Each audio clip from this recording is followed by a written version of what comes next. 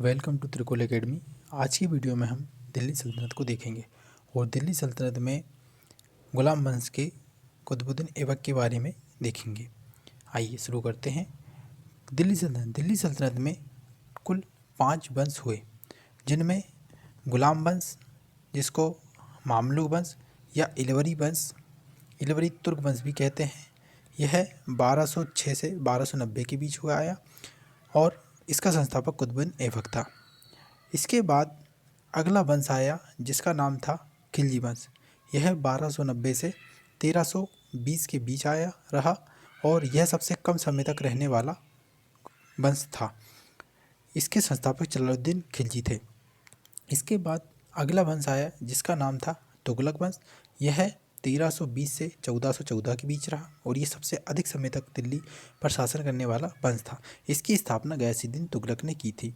इसके बाद अगला वंश आया जिसका नाम था सैयद वंश। यह 1414 से 1451 के बीच रहा और इस वंश की स्थापना खिर्ज खां ने की थी।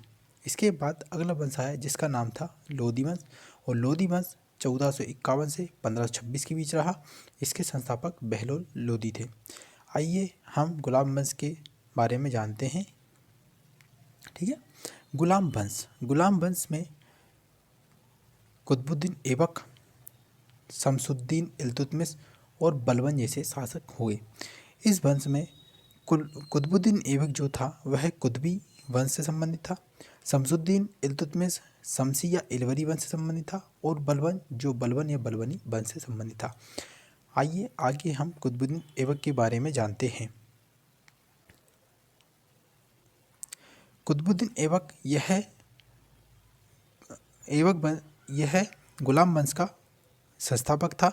यह मोहम्मद गोरी का गुलाम था, इसलिए इसने अपने वंश का नाम गुलाम वंश रखा।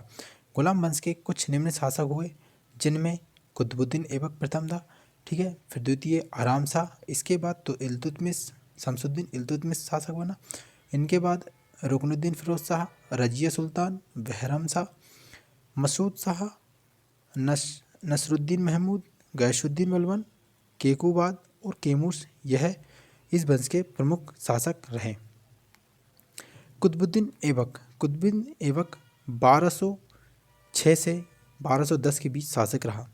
यह भारत में तुर्की राज का संस्थापक था। यह ऐबक नामक तुर्क जाति से संबंधित था। यह कुतुबुद्दीन ऐबक जो था वह मोहम्मद गोरी का सिपह सालार मतलब कमांडर व गुलाम था। कुतुबुद्दीन ऐबक 24 जून 1206 को राजगद्दी पर बैठा। इसने अपना राज्याभिषेक कराया और अपनी राजधानी लाहौर को बनाया और सुल्तान की उपाधि कुतुबुद्दीन ऐबक ने सुल्तान की उपाधि कभी धारण नहीं की, ना ही कभी खुतबा नहीं पढ़वाया। मलिक या सिपह सालार की उपाधि धारण की थी। तो कुतुबुद्दीन ऐबक ने कौन सी उपाधि धारण की? कुतुबुद्दीन ऐबक ने मलिक या सिपह सालार की उपाधि धारण की थी। इसके बाद 1208 में मोहम्मद गोरी के भतीजे, जिनका नाम था गयासुद्दीन महमूद, इनसे इन्होंने एक दास्ता मुक्ति पत्र पर हस्ताक्षर करवाए और अपने आप को गुलामी से आज़ाद करवाया था। ठीक, गुलामी दास्ता से आज़ाद कराया था। जब कुतुबुद्दीन ऐबक दिल्ली सल्तनत की स्थापना कर रहा था, तब यलदोज और कुवाचा नाम के 2 जो गुलाम थे, यह इसके बीच में समस्या उत्पन्न करे थे दिल्ली सल्तनत की स्थापना करने में। ठीक है, कुतुबुद्दीन ऐबक की कुछ उपाधियाँ, जिसमें इसने कुरान ख्वा, लाख बख्श और हातिम मताई, जिसको मिनहाज उस सिराज कहते हैं, की उपाधि धारण की। इसमें सबसे इम्पोर्टेंट उपाधि है लाख बख्शी की। लाख बख्शी उपाधि किसने धारण की थी? तो हम याद रखेंगे कि लाख बख्शी उपाधि किसने? कुतुबुद्दीन ऐबक ने धारण की थी। ठीक है, कुतुबुद्दीन ऐबक की मृत्यु 1210 में चौगान खेलते वक्त लाहौर में हो गई थी और इसका एक कवि था इसके दरबार में, जिसका नाम था हसन निज़ामी। इसने कौन सी बुक लिखी? तो हसन निज़ामी ने लिखी ताजुल मासिर नाम की बुक लिखी थी। ठीक है, कुतुबुद्दीन ऐबक ने कुछ मीनार, कुछ स्मारक बनाई, जिनको हम देखते हैं। जिसमें पहली जो प्रमुख है, जिसका नाम है कुतुब मीनार की स्थापना कुतुबुद्दीन ऐबक ने की थी। ठीक है, इसने सूफी सन कुतुबुद्दीन ख्वाजा बख्तियार काकी के नाम पर इस मीनार का नाम रखा था। तो कुतुब मीनार का जो प्रारंभ करवाया था यह कुतुबुद्दीन ऐबक ने करवाया। इसकी जो 3 अन्य मंजिल है, 1 2 3, ये 3 अन्य मंजिलों का निर्माण किसने? इल्तुतमिश ने करवाया था। ठीक है। और जो 5वीं मंजिल है इसकी, ये 1369 में बिजली कड़कने के कारण क्षतिग्रस्त हो गई थी, जिसका जीर्णोद्धार फिरोज शाह तुगलक ने कराया और अपनी 5वीं मंजिल जोड़ी थी। ठीक है। कुतुब मीनार 1505 में भूकंप के कारण नुकसान हुआ कुतुब मीनार को। ठीक है। तो इसका जीर्णोद्धार सिकंदर लोदी ने जीर्णोद्धार कराया 1505 में। ठीक है। फिर 1803 में रॉबर्ट स्मिथ ने इसका जीर्णोद्धार कराया। वह कपोला जोड़ा जिसे स्मिथ फोली कहते हैं। ठीक है। कुतुब मीनार लाल पीले बलुआ पत्थर संगमरमर का प्रयोग करके बनी है। ठीक है।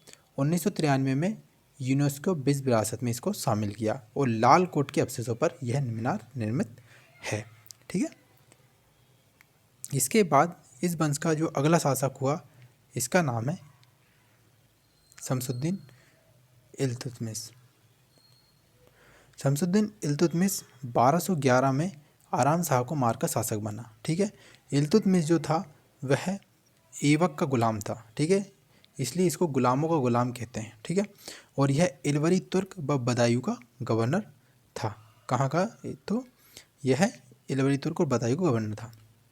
इल्तुतमिश दिल्ली सल्तनत का वास्तविक संस्थापक था और 1229 ईडी में बगदाद के खलीफा से सुल्तान की उपाधि प्राप्त करने वाली प्रथम शासक कौन था? इल्तुतमिश था। ठीक है। और इल्तुतमिश की मृत्यु अप्रैल 1236 में होगी। आगे की वीडियो में हम इल्तुतमिश के कार्य को देखेंगे।